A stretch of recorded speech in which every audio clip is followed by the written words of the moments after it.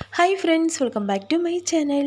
இன்றைக்கி நம்ம தட்டைப்பயிறு வச்சு ரொம்ப வெரைட்டி ஹெல்த்தியான ஒரு ஸ்நாக் ஐட்டம் செய்ய போகிறோம்.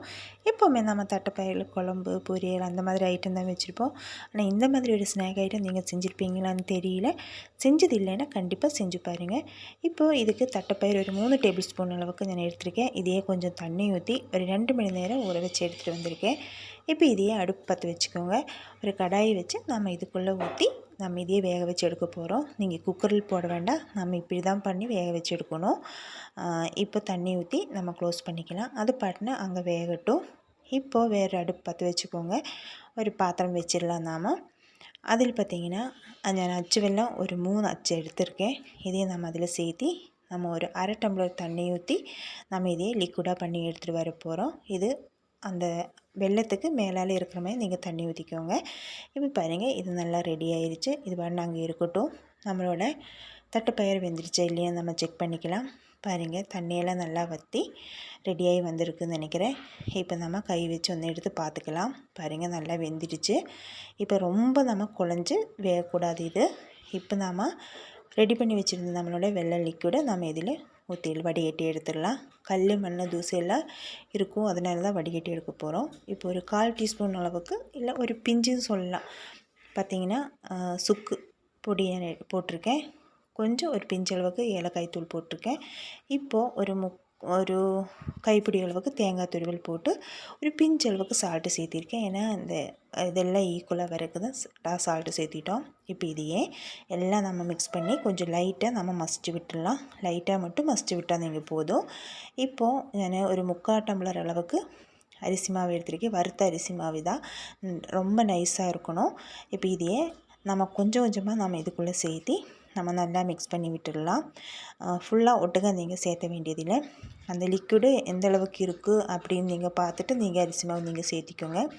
இப்போ நீங்கள் இதெல்லாம் சேர்த்தி நீங்கள் இந்த மிக்ஸ் பண்ணும்போது உங்களுக்கு தண்ணி கொஞ்சம் பத்தலை, எல்லாம் மிக்ஸாக வரல அப்படின்னா நீங்கள் காய்ச்சி ஆற வச்சா சுடு தண்ணி நீங்கள் எடுத்து கொஞ்சம் லைட்டாக தொளிச்சு விட்டுக்கோங்க.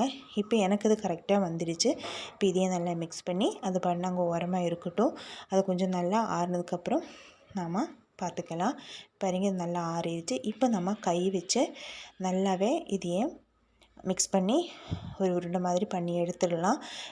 ரொம்ப நம்ம சப்பாத்திக்கெல்லாம் எப்படி மாவு நம்ம பிசைஞ்சு வைக்குமோ அந்த மாதிரி நீங்கள் பண்ணிக்கோங்க. ரொம்ப நல்லா சாஃப்டாக வரும். அதுக்கு தான் இப்படி பண்ணணும். பாருங்கள், இது ரெடி ஆயிடுச்சு. இப்போ இதிலிருந்து நம்ம ஆயில் நெய் எதுவுமே நம்ம சேர்த்தவே இல்லை. இப்போ பாருங்கள், கையில் ஒரு உருண்டை மாதிரி பிடிச்சி நம்ம கொலக்கட்டைக்கெல்லாம் எப்படி கை வச்சு நம்ம அச்சு பிடிக்கிற மாதிரி பிடிப்போமோ அந்த மாதிரி நீங்கள் பண்ணி எடுத்துக்கோங்க. இந்த மாதிரி பண்ணிலே நீங்கள் உருண்டை மாதிரி தான் வேணும்னா அந்த மாதிரி கூட நீங்கள் பண்ணி எடுத்துடலாம். பாருங்கள், இந்த மாதிரி ஒரு ஷேப்புக்கு பண்ணி எடுத்துடுங்க. இப்போ எல்லாத்தையுமே நம்ம இந்த மாதிரி ரெடி பண்ணி எடுத்துகிட்டு வந்துடலாம். பாருங்கள், நம்மளுக்கு இதில் ஆயில் நெய் எதுவுமே சேர்த்தாம ரொம்ப ஹெல்த்தியாக ரொம்ப சிம்பிளாக பண்ணக்கூடிய ஒரு ஸ்நாக் ஐட்டம் தான் இது. இப்போ அடுப்பு பற்ற வச்சு ஒரு கடாய் கீழே ஒரு பாத்திரம் வச்சு கொஞ்சம் தண்ணி ஊற்றியிருக்கேன். தண்ணி கொஞ்சம் நல்லா கொதிச்சு வரும்போது இந்த மாதிரி ஸ்டீமர் வச்சுருக்கோம். ஸ்டீமர் மேலே அந்த ஸ்ட்ரைட்டாக வேணாலும் நம்ம இதை வச்சு விட்டுடலாம். கொஞ்சம் ஒட்டாமல் இருக்கும். அது இல்லாமல் வாழை இலையில் இப்படி வச்சு விடும்போது வாழை இலையில் இருக்கிற அந்த சத்தம் கூட நம்மளுக்கு இதுக்கு கிடைக்கும். அது இல்லாமல் அதோட ஃப்ளேவரும் கூட இது கூட சேரும்போது ரொம்ப டேஸ்ட்டாக இருக்கும், ரொம்ப மணமாக இருக்கும். இந்த ஸ்நாக்கு நம்ம மூடி வச்சு மூடிடலாம். ஒரு 6 இல்லை 7 நிமிஷத்துக்கு இது வேக வச்சு நம்ம எடுத்தோன்னா நம்மளோட ஹெல்த்தியான நம்மளோட தட்டைப்பயிறு கொழுக்கட்டை ரெடி ஆயிடுச்சு. இது நம்ம இனி சர்வ் பண்ணிக்கலாம். இந்த மாதிரி நீங்கள் செஞ்சு பார்த்ததில்லைன்னா ஒரு 1 டைமாவது நீங்கள் ட்ரை பண்ணி பார்த்துட்டு ஃபீட்பேக் எப்படி இருக்குதுன்னு மறக்காமல் கமெண்ட் செக்ஷனில் சொல்லுங்கள். இந்த மாதிரி கொஞ்சம் வெரைட்டி ஹெல்த்தியான வீடியோஸ் எல்லாம் நம்ம சேனலில் இருக்குது. அதெல்லாம் நீங்கள் போய் விசிட் பண்ணி பாருங்கள். அது இல்லாமல் சேனலுக்கு சப்போர்ட் பண்ணுங்கள். சப்ஸ்கிரைப் பண்ணும்போது ஆளுங்கிற ஆப்ஷன் எனேபிள் பண்ணி விட்டுருங்க. அப்போ தான் நான் போடுற நோட்டிஃபிகேஷன் உங்களுக்கு வந்து சேரும். பாருங்கள், இதில் இந்த இடத்த நான் கட் பண்ணி காமிக்கிறேன். பாருங்கள், அதுக்குள்ளே நம்மளோட தட்டைப்பயிறு கொஞ்சம் நல்லா மசிஞ்சிருக்கு, கொஞ்சம் குட்டி குட்டியாக அதில் இருக்குது. ஏன்னா நம்ம சாப்பிடும்போது அதை கடிக்கிறதுக்கு கிடைக்கும்போது ரொம்ப டேஸ்ட்டாக இருக்கும். அதனால தான் குக்கரில் நீங்கள் போட வேண்டாம் அப்படின்னு சொல்லிட்டு நான் சொன்னேன். குக்கரில் போட்டால் எல்லாமே ரொம்ப மசிஞ்சு போயிடும். உங்களுக்கு வீடியோஸ் பிடிச்சிருந்தா லைக் பண்ணுங்கள். டாடா, பாய்.